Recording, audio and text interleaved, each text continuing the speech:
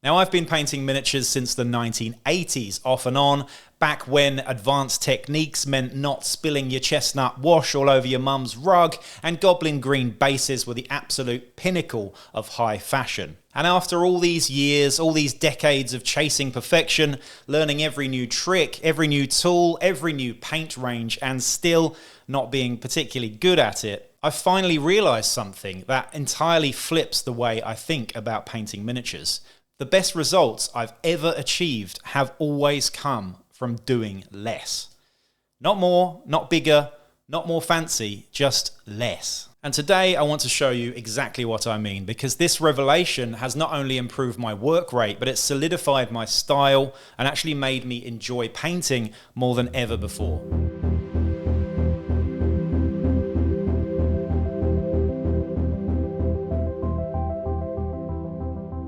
The beauty of simplicity. There is a moment in every paint job where you feel the urge to keep going. Maybe just one more edge highlight. Maybe smooth that blend just a little more. Maybe add some more color or detail that no one will ever see except for me. But every time I've given into that impulse, I've overcooked it, lost the atmosphere entirely, and turned something punchy and characterful into something busy and overcomplicated. But the pieces I'm most proud of, the ones that people comment on and draw in the likes, the ones that I take great photos of and really stand out on the tabletop, they are the miniatures where I stopped early and I kept it super simple, where I let the silhouette breathe, where I trusted the viewer's brain to fill in the blanks. Simplicity isn't laziness, it's clarity. It's knowing when your miniature is telling you, "All right, mate, stop touching me." When I started painting, I thought using more colours made models better. More variety, more personality, more technical effort. But somewhere along the way, and quite recently, I realised something game-changing. The fewer colours I use, the better everything tends to look. I mean, really, you only need a black, an ivory, and maybe 2 other colours for every single paint job. Then you just mix more white and black into those colours, and everything just works. A restricted palette automatically creates harmony, it creates mood and atmosphere, makes whole squads and armies look cohesive, makes the model easier to read from a distance. A limited palette makes the miniature feel like it belongs in a world and not a toy shop.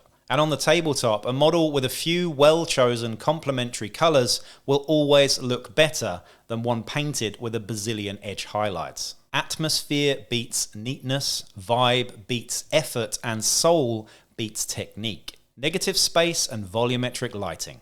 This was a big one for me. When I was younger, I painted everything. Every rivet, every strap, every tiny thing sculpted onto a mini. But real life does not work like that, and neither does good art.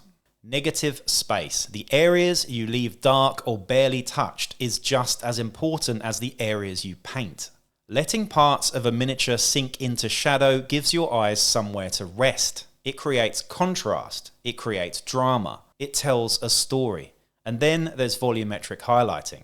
Instead of edge highlighting every single angle like an absolute madman, think about where the light actually falls, in a rough direction at least. Big, bold shapes, contrasting gradients, and clear light source. By observing this one rule, suddenly your model looks more realistic, more atmospheric, just nicer.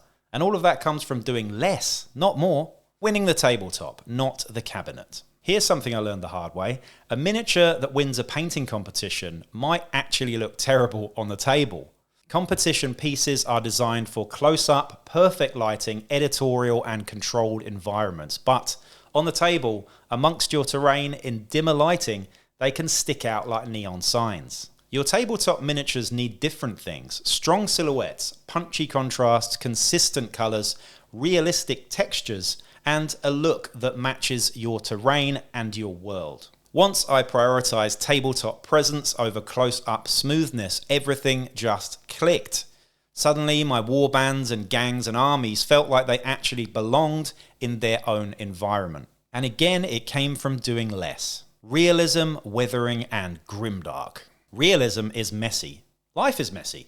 The worlds we play in, especially in the grim darkness of the far future, are utterly filthy. So why was I trying to make everything clean, clear, and spotless? Weathering, in a roundabout way, was one of the biggest breakthroughs in my entire hobby life. oily grime, chipping, pigments, streaking, dust, rust, wear and tear. It frees you. Suddenly mistakes become storytelling. Imperfections become texture. Patchy highlights become character. And best of all, weathering makes your models blend naturally into your tables again. It unifies everything, it adds realism, atmosphere, and narrative. Really with minimal effort. Here are some of the tools and techniques that helped me embrace this whole less is more approach. And they're all incredibly simple. Number 1, sponges. Man, where were these when I was a kid? I've only started using these this year. In fact, they are now literally the main tool in my entire hobby arsenal. Fast, chaotic, artistic, and just all-round awesome. Makeup sponges for the volumetric base coats and torn up rough sponges for the chipping, grime, and breaking up of details. You don't need an airbrush. You can use sponges for pretty much everything from smoothing transitions to creating awesome looking weathering. Number 2, zenithal priming. Personally, I'm not a huge fan of the slap chop method.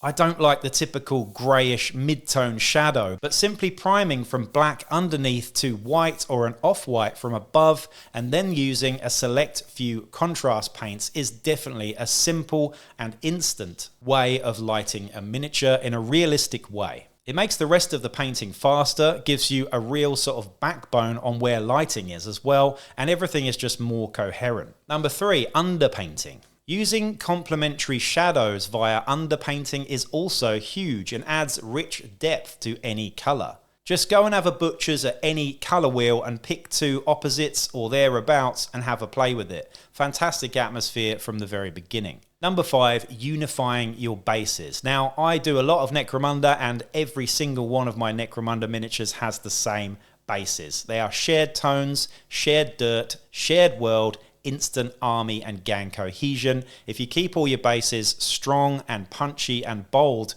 and complementary to the grimdark miniatures that you're painting up, you will have a really, really good effect on the table.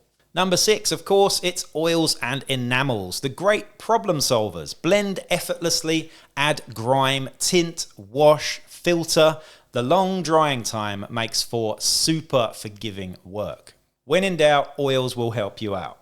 Number 7, and this one's attached to the oils really, is the reductive technique overall. Oils and enamels are the most grimdark way of painting possible. Paint everything at a high contrast and then douse the entire thing in streaking grime or villainy inks or just a straight up oil wash. And then simply remove the excess as desired with mineral spirits or similar, and what's left just looks organic, deep, rich, and absolutely grimdark. Number 8, varnishes. Specifically matte varnishes. Getting hold of an excellent ultra matte varnish like this one from Winsor & Newton has totally made my paint jobs go from a sticky, shiny mess to a super unified and awesome looking matte mini that's also protected from grubby fingers and falling scenery. A final varnish can fix contrast issues instantly, but a good quality varnish is always worth investing in. Number 9, pigment powders.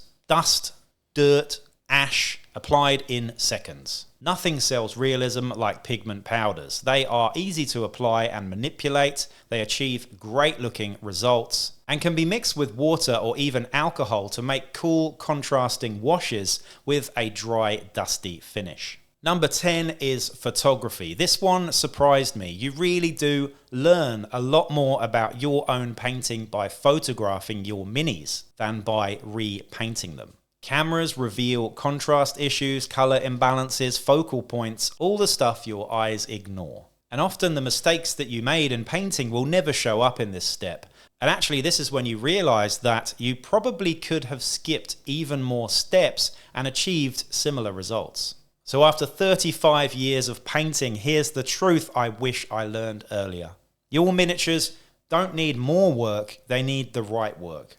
Simplicity isn't a shortcut, it's mastery, it's knowing what matters, it's trusting atmosphere over detail, it's letting the miniature speak for itself. The fewer steps I take, the better my models look and the more I enjoy painting them. So if this resonates with you and you feel a bit stuck and overwhelmed by the modern painting techniques and a billion edge highlights, that is perfectly understandable. Just remember, you can free yourself by letting go and being a bit more expressive and artistic with it, and instead focus on mood and vibe over pretty colors and detail. Trust me, it is totally worth it. And it might just change the way you paint forever. Thanks for watching. Wellywood out.